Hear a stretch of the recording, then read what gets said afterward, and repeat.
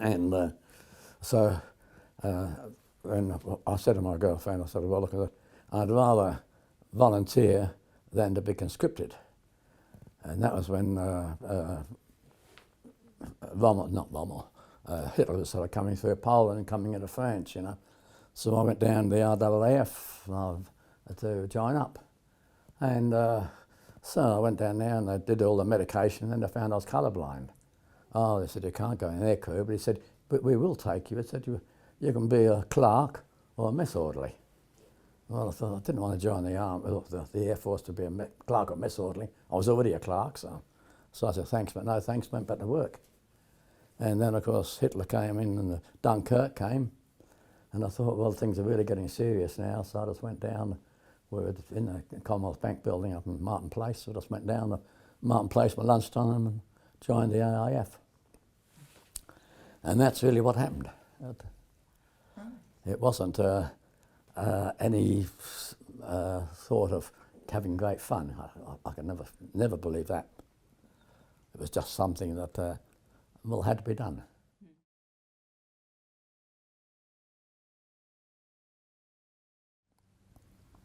We boarded the Queen Mary, which was built to take 2,000 passengers and probably about 1,500 crew. When we moved into, part of our convoy going over the Middle East, I think it had been improved so they could take 6,000 or 7,000 troops. But on this occasion, it took 17,000 troops. And the swimming pools had 3 tiers of bunks. And every lounge in the place had 3 tiers of bunks, and then hammocks slung over the top of that. Every space on board was used, you know.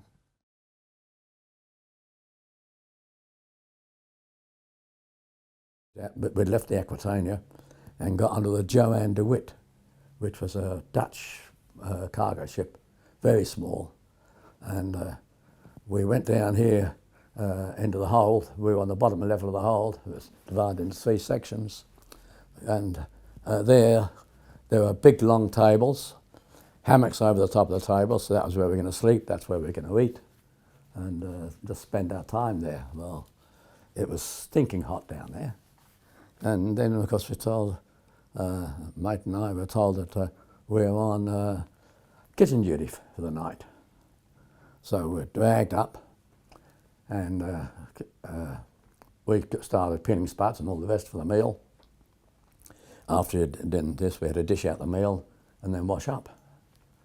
And then we were told, well, you've got to be here for about 4 o'clock in the morning or 5 o'clock in the morning for a dish up breakfast. So he said, you're allowed to sleep up on deck. So I said to my mate, I said, this would be a good idea. Why not just volunteer to do this for the rest of the trip? So we told the sergeant in charge, and he said, yes, that's okay. You can be on duty for the rest of the trip if you want to. So we said, oh yeah, we're quite happy. So we were up there, and in the night, about 2 o'clock in the morning, we could go out and have a shower in the sergeant's showers. Not supposed to, of course, but we did. I reckon at 2 o'clock in the morning they wouldn't be there. Whereas down below in the hold, you had about 1 or 2 basins for 100 men, but no showers. And toilets were just so bad down there. So we won't say we enjoyed the rest of the trip, but at least we made it in reasonable good comfort. The deck was hard, but it didn't matter. It was at least you're in the fresh air.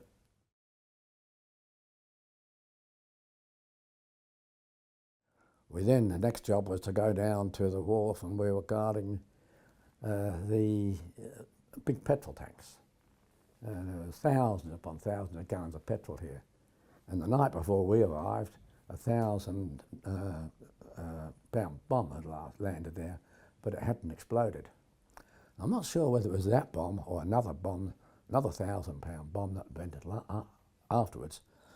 But one of these two, when it was deloused, they found that the chamber inside was full of sawdust and instead of explosives, and with a note on it,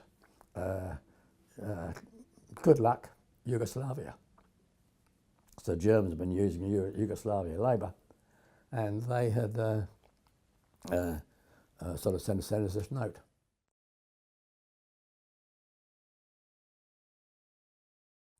Anyhow, this was Good Friday was coming through that time, and that's when the Germans surrounded the brook. And on the Easter Monday, we were told that we were going to join the infantry because we had no trucks, so we'd make the best use of us that we could. And we'd never had any infantry training. Infantry training was a lot different from the training we had. And so anyhow, we all gathered from all sorts. Only about half a dozen of us on this job that I was doing, but others were on different jobs right the way through the area. We also all sort of met in one area, and we were marching up this road onto the Bardia Road. There's only Bardia Road, of course, the bitumen strip that went right the way through from Egypt through to Tripoli, just a one lane each way. And then there's another bitumen road came up to the Bardia Road, and another one went from the Bardia Road down to El Adam, which was more inland. And we were walking up this road, climbing to an escarpment on the Bardia Road, and the air raids were going on at the time. There was one line of soldiers on each side of the road, and this plane, Stuka, happened to see us, and he dive bombed us. Well, we scattered, of course, and the road broke us into two groups, really. The road was high, and of course we went off from that. He dropped his bombs on the right-hand side. My mate and I, Les, he and I were on the left-hand side. Then he came back and strafed us, and we lost 13 men on that, just on that one sortie.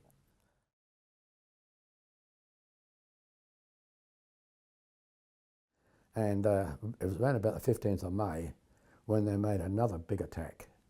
And on this occasion, there were 60 tanks, and the instruction went out that the tanks should be allowed through the perimeter, but that on no account were any of the troops hiding behind or trying to get protection from the tanks, that they were to be stopped. Well, there were a couple of anti-tank guns at the perimeter to put up a bit of a fight, because you realise when the Germans were attacking like this, their sappers would come in overnight, and they'd lift all the mines so that the tanks could get through. What they didn't know was that we'd got mines laid within the perimeter. So when these 60 tanks came through, they hit this minefield, and stacks of anti-tank guns and anti-tank rifles were there, ready to knock them off. 17 tanks were knocked out, and the rest just turned and fled. But that was what they call the Battle of the Salient. And at that time, we lost probably 400,000 or 500,000 yards of front line. And the Germans captured a little hillock, probably not much higher than this hotel, but it was just sufficient to enable them to look over quite a large area of the garrison. So what happened here, from then on, we had to be very careful as to how we gathered together. I mean, at no time, if we were having a meal or something else, we never gathered together in a group. But it was more certain now after this that we only got in twos or threes, so it wasn't worth a while putting a shell over to us.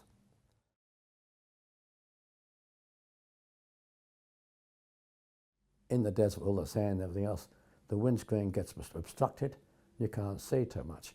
And of course all our driving, or most of our driving, was bringing supplies, troops and everything else up to the front line. So we'll be travelling at night time. Of course, no lights, and without a windscreen, you've got a better view. But of course, you also got all the sand and everything else coming from a truck in front of you, or just if you're the leading truck, you still had it from the storms that came up.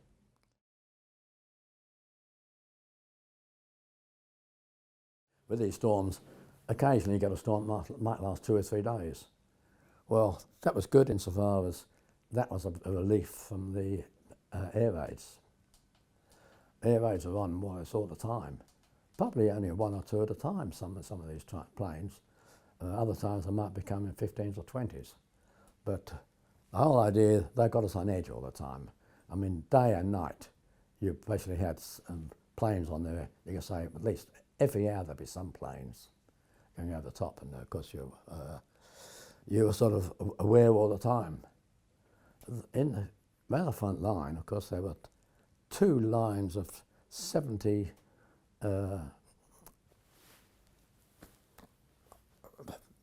concrete boxes, you might say, from the front line. And those were all built by the Italians, of course, and they were covered by sand, so they were very hard to see from the air. But they got their fair share of bombing, but mainly the bombing was in the town. They got really got blasted there because they were trying to block the harbour. And all they could do, at least on the front line, they could fire back at the enemy and all that. But in town, of course, all they could do was just to swear at them. With us on the road, with the noise of our own engines, we wouldn't hear a plane coming, especially from the rear of us. And so we just kept our eyes open. If we saw troops running for shelters, well, we knew something was on, and we did the same thing.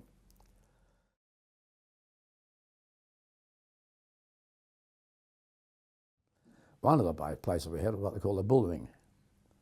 And in the bull ring, there was a sort of a bit of a wall built up, and that wall was full of asps. It was the only place in Tobruk that we found these snakes.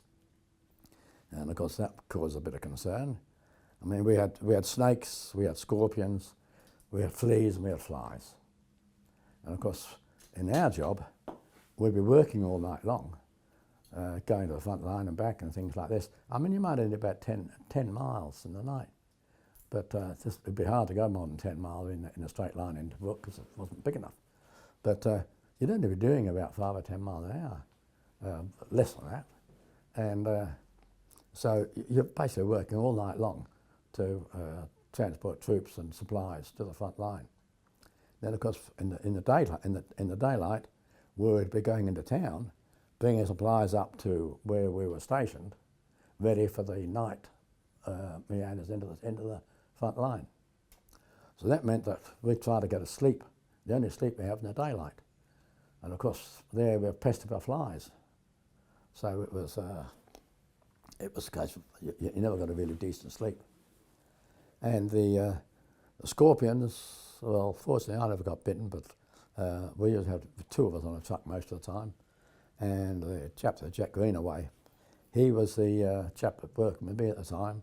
He got bitten on the eye one night, and I had to rush him to the RAP, Relief A post, and they fixed him up there. I'd worked on my own for a couple of days, and he came back and he was still all swollen up on the face and everything else, but at least he was okay.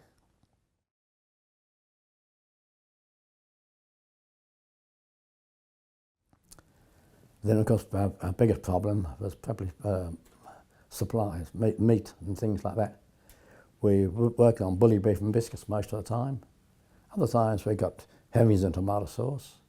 We even got eggs sometimes. We got egg powder. And there wasn't much of a variety in our food. We had no fresh vegetables, no fresh fruit.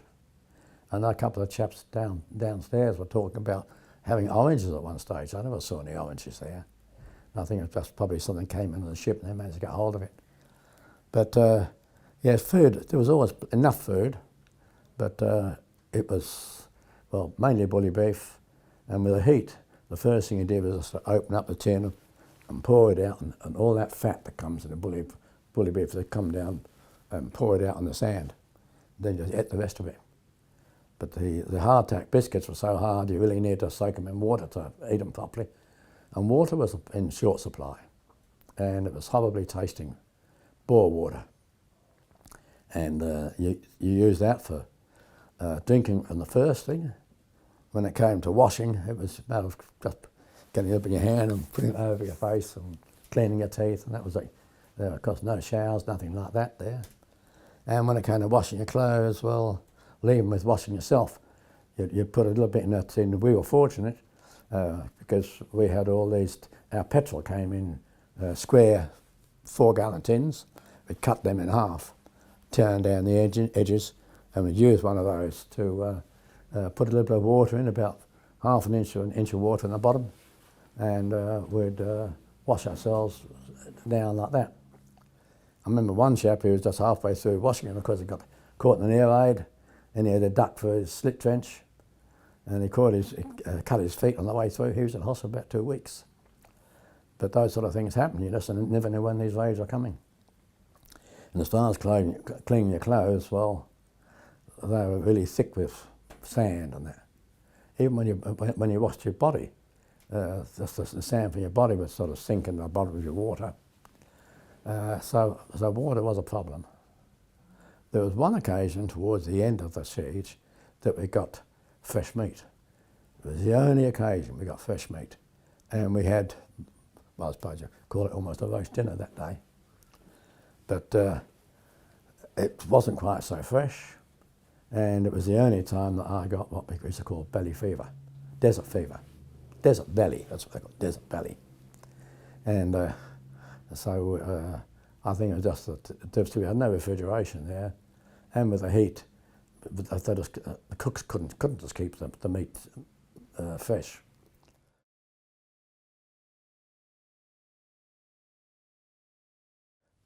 Our job, we were bringing up. I was actually carting ammunition all this time, and we were taking ammunition up first of all to the 25-pounder guns, which were probably a kilometre or so back from the front line. And there we built big pits, and we filled these pits with ammunition and camouflaged them. That was an easy job. Then we moved forward, and apparently we moved a bit too far forward. So we'd bring the ammunition up from Alamein railway station, which is where the ammunition dump was, and we'd bring them up to this area in the daylight, and then at night time we'd move forward. Well, apparently a spotter plane caught us or something, I don't know what happened, but the shells started to pound us, and a couple of the trucks were blown up. But one case where a fellow was asleep on the tailboard of the truck, and he was blown off the tailboard, but he survived. He was badly injured, but he did survive. But we lost a few more blokes on that occasion. About 11 of us in our little group, and the sergeant that was in charge, sergeant or corporal, I can't remember, he was injured, and 3 or 4 others. But we managed to survive that, and we got to, and then we'd moved forward from that spot as quietly as we could, right behind the front line, and there we would dig more pits where we had to be very careful, because we wouldn't want to go the shovel to even make a bit of a noise, or the Germans would hear us. And we'd put more 25-pounder shells in there. So the idea being, when the 25-pounder guns came forward, they had a lot of ammunition on hand, besides what we could be bringing up to them.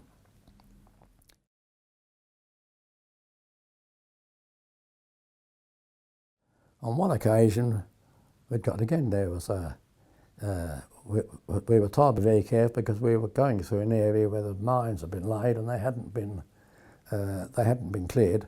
We had been instructed as to how to not to delouse mines, how to identify mines.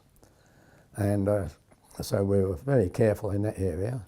And we had a rookie corporal, and he was sort of in charge of our group. And he picked up something on the ground. It was attached. He broke the attachment. As soon as he broke the attachment, it started fizzing, and he threw it because it was a booby trap. It landed in front of one of the fellas, and he lost a leg. And we were just clearing up salvage. We weren't actually in action as such at that time.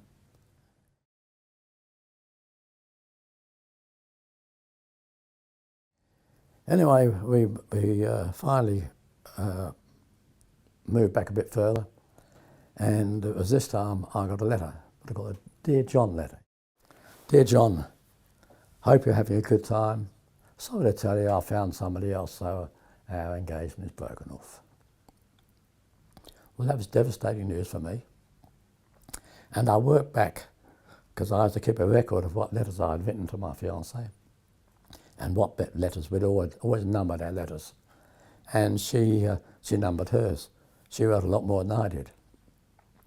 And I worked out that it was in response to a letter that I had written just after we'd come in.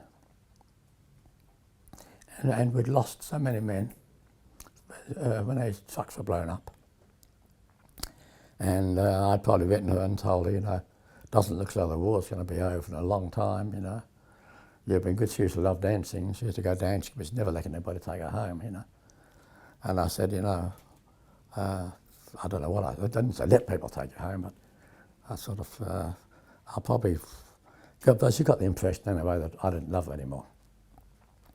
So we got this letter, and then shortly after that, we moved back into Palestine, and I got a letter from my parents telling me that Margaret had written to them, had phoned them up, say, and had told them that she had broken off the engagement, she was getting married in March to somebody else. And eventually the day came when we moved back, and we got down to the Red Sea, and we knew that we were on our way home.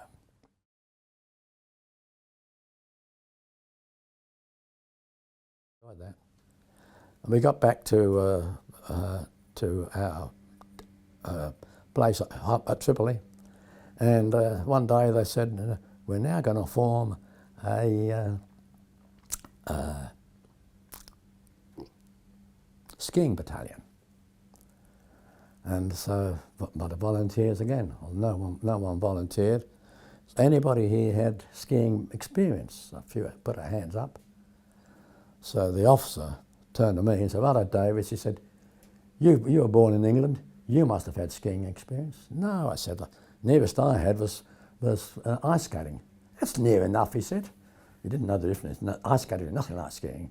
But so I was co-opted to join the group.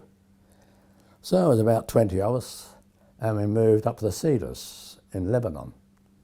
And if you ever heard of the Cedars, it was a beautiful spot. Fantastic. And we went to the hotel there, because the hotel was taken over, of course, by the army.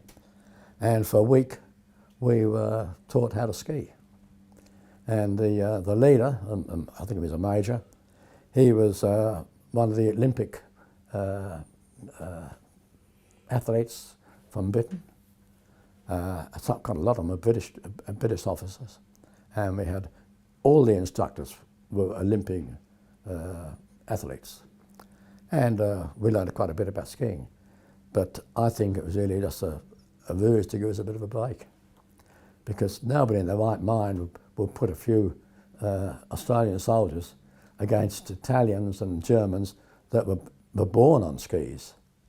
But the whole idea was that they reckoned that the Germans could come down through Georgia and of course come down into Syria and of course make another attempt to capture the canal, which of course was their main objective.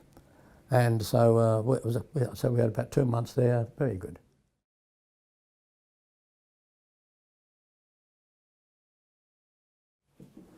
We finally got on the train. I got on in Central, and of course my parents had moved. They were living at Blakehurst when I was joined up. They were now living at Bronte. So I got on a tram to Bronte, and he said, "Where do you want to go to?" I said, "Up Bronte Road." "Oh, what part?" He said, we go to the top of the road and the bottom of the road. "What part do you want?" No idea. I gave him the number. That didn't mean anything to him. But he looked, I had a sea kit bag and a kit bag, and packs on my back. And he said, look, he said, it's a very steep hill. He said, your best bet is to get off on the top of the hill and walk downhill rather than get off at the bottom and walk up. So I took his advice. It was more than halfway down the hill, but his advice was good. And I got home, because I decided on the way, well, do I go to see my ex-fiancée or to go to see my parents? I thought, well, I should go to see my parents, despite the fact I wanted to go to see my wife, my fiancée. Anyhow, we got home, and just had time for lunch.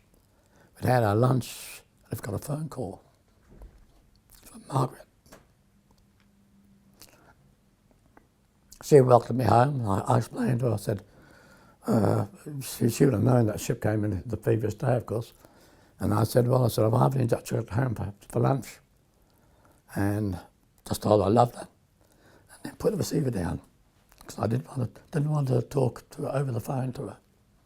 We made arrangements to see each other on the Monday after she came back from work. When I got to the house, and that was at Carlton, quite a drive, or not a drive, bus and trains from Ponty.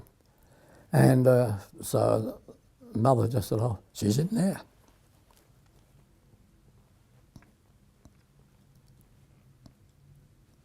And she suffered from asthma. And I think they were worried everything else could put on an asthma attack, so she hadn't gone to work that day. And so I went in there, stood at the door, wondering what I was to do.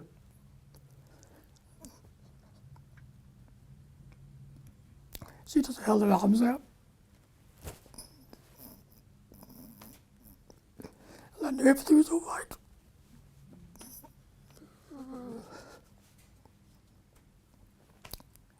That was Monday. Was it? Yes, Monday. On the Saturday we were married.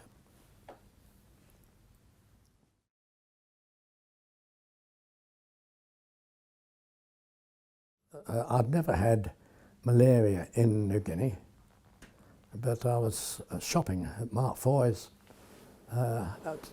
just about a week after I got home, and I got malaria.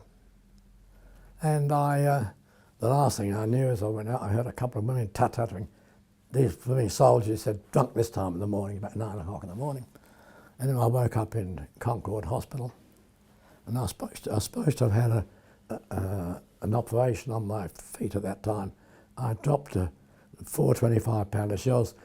These 25-pounder shells came in steel boxes about that big, you know, about that square. And I dropped one of these boxes on my feet. But if I'd had the army boots on, I'd have been all right. But drivers had a soft boot, and of course it damaged my toes a bit. Didn't disturb me too much at that time. I was on light duty for about 24 hours or something. But in New Guinea, where you're sloshing around in water all the time, your feet soften up. And on the way back to Australia, I had gone to the RAP and they said, oh, you've got to have an operation. So they arranged for an operation at Concord Hospital. Well, the malaria had taken me to Concord Hospital about a week before the operation.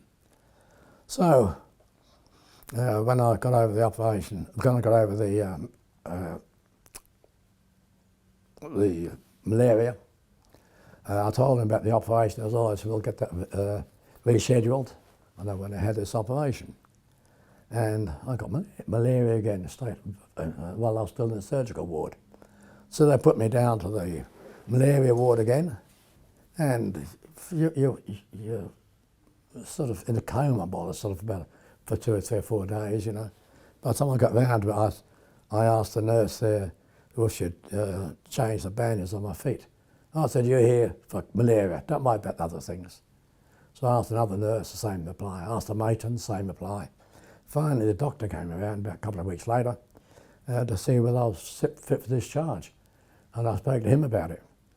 And he just pulled the blankets back. He said, oh, matron, you better arrange for those blankets for those bandages to be changed. Because when the bandages were changed, all I could see was a soggy mess. So they sent me back up to the surgical ward. They fixed up the damage done. and I got malaria again.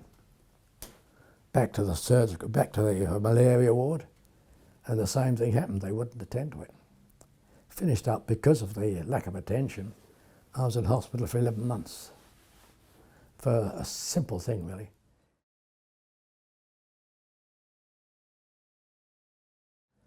I was still there when the atom bombs were dropped on Hiroshima and Nagasaki. And then we got the word that peace was declared. But it says now, if you can't shoot a Jap now unless he shoots you first, which wasn't very good news. But so we were more danger then, especially as most of these Japs didn't know that the war was over, and they were very hungry. At night time they would try to raid camps to get food, whereas we were driving food, truckloads of food or cheap loads of food through the jungle. So of course we were very cautious to make sure that the co-driver got his eyes peeled all around to make sure they weren't attacked.